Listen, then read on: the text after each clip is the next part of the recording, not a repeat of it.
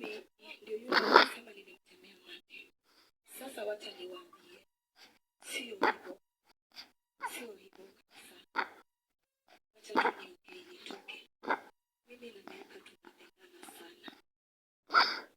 Tunapendana.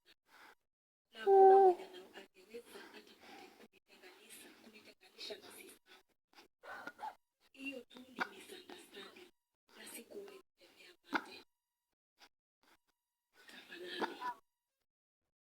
Wengi wenu wamekuwa wakiuliza huyu bibi yako wapi. I'm not guilty.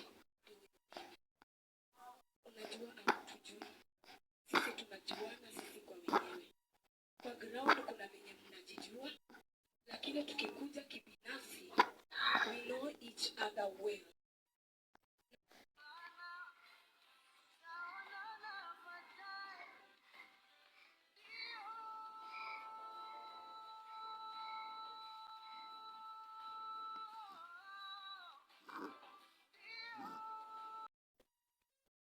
I'd like to say I really love my mom so much, even though she's gone,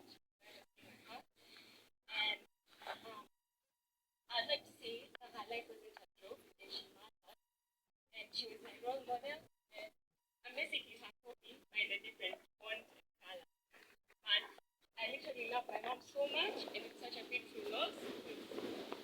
Moms are irreplaceable. There's none that can change your mom. There's no woman that can come into my life and be my mom, because I truly love my mom so much.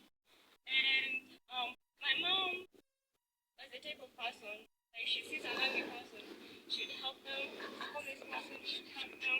And yet again, I'm going to speak during her funeral. I'd like to say that even if you were gone, it won't change the fact that she's gone. Because some people are using her death as a joke. And it's really not funny. Because I saw a post that's mimicking me. They don't even know how to spell my name right. And I'm like, are these people okay? But at the end of the day, yes, we need help. Yes, we need the support, all the support we can get. But I'd like to say my mom's life wasn't a joke. And even though she was TikTok famous, she was also a mom and a very grateful. And I'm very proud to say that I'm going to carry on her legacy. And I would say,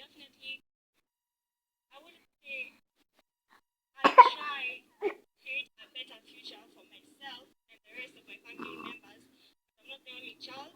I have a sibling and 2 kids that were raised her siblings that are like siblings to me as well.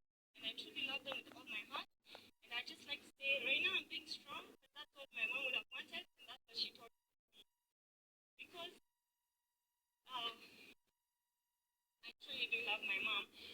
And I know I'm yapping so much, but I love talking. And my mom was so amazing, literally the most amazing person, the most gorgeous person I've ever met. And I was